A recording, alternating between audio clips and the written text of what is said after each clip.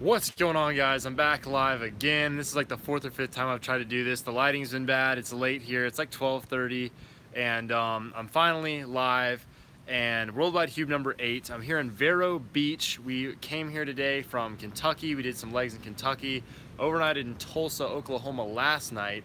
So we're here in Vero Beach. It's beautiful. I wanted to do this walking along the beach, but the lighting's awful.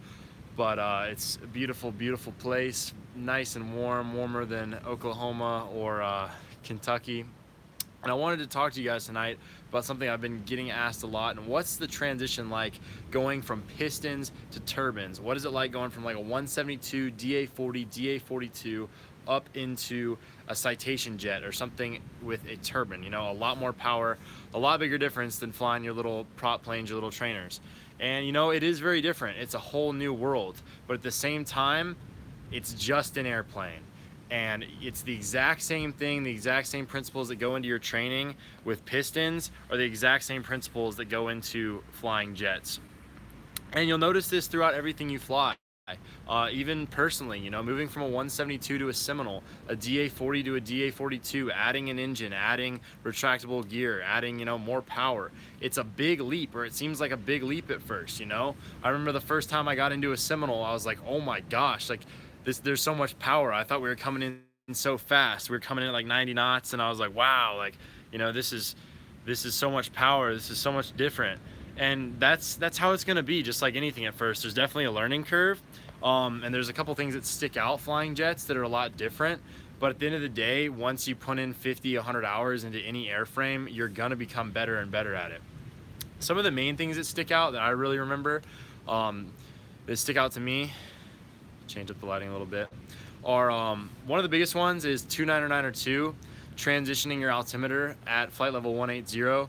This is something that obviously we're not used to flying smaller planes. I'll stop it right there.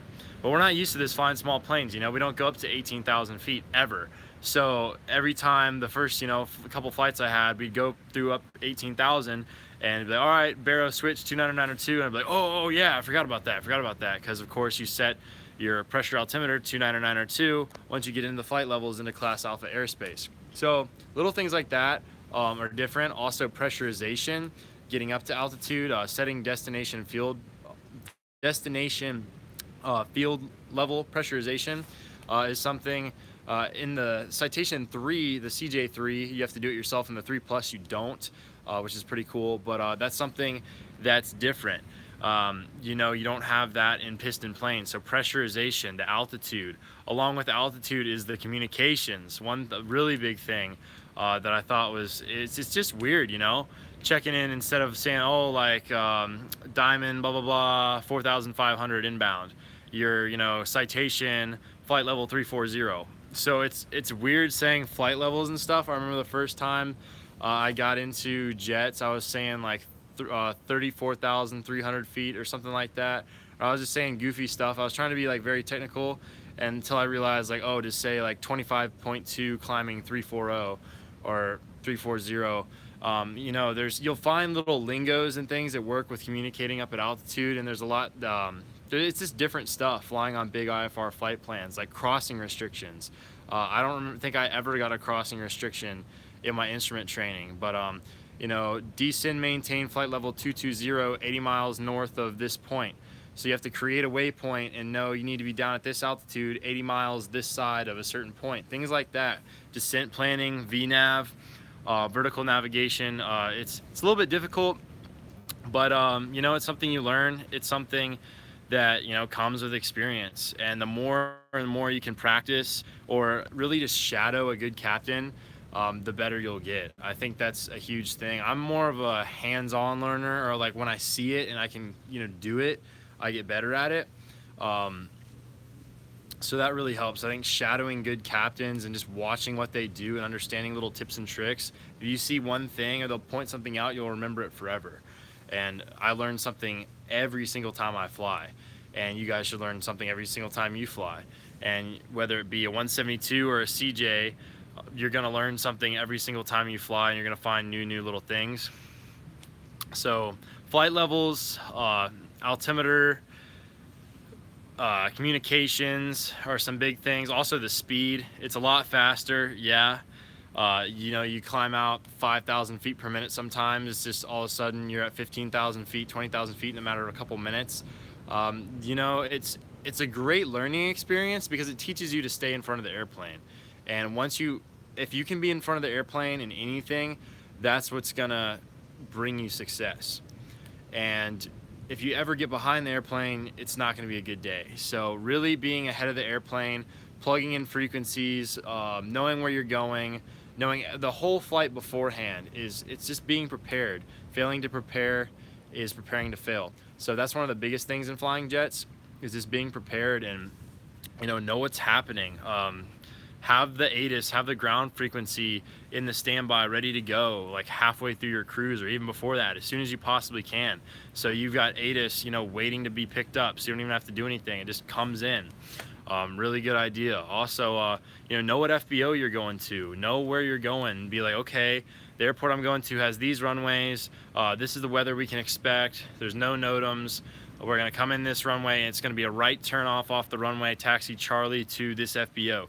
Know that before you even get off the ground, and brief that and brief things way ahead of time, so there's no there's no guesswork. It's not like you land, you're like, oh, we landed in Miami or Vero Beach or wherever it is we are, and like, oh wait, where's the FBO, or what FBO are we going to? Oh, I forgot. You don't want to be that guy. You don't want to be the pilot that says, oh hey, what's the tower frequency, or what's the ground frequency, or where's this FBO, or we're not sure where we're going.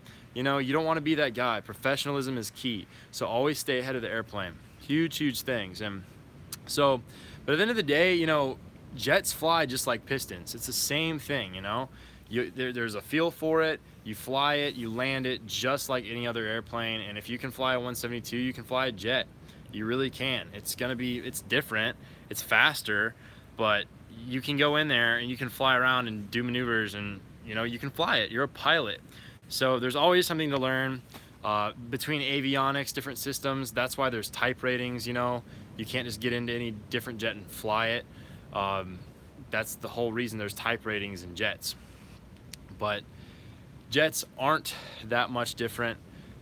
At the same time they are, but it's a whole new world, but at the same time it brings you back to your roots.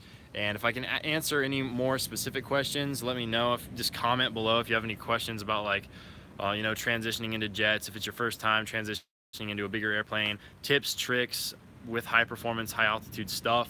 Let me know what kind of advice I can give you guys, and share your experiences with me.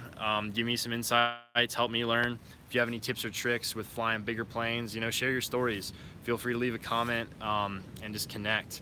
And I'll leave my Instagram and stuff below.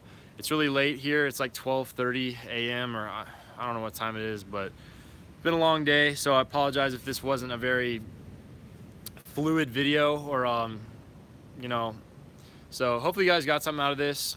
Soar to your full potential. Worldwide Hube number 8. I'm trying to do these daily live streams every single day, drop some knowledge, connect with you guys, and learn. Help myself learn, help you guys learn, and just connect and grow in aviation. Help each other soar to our full potential, and live our dreams and make the most of everything. So soar to your full potential. God bless, guys. Have a great night, and I'll see you in the next one.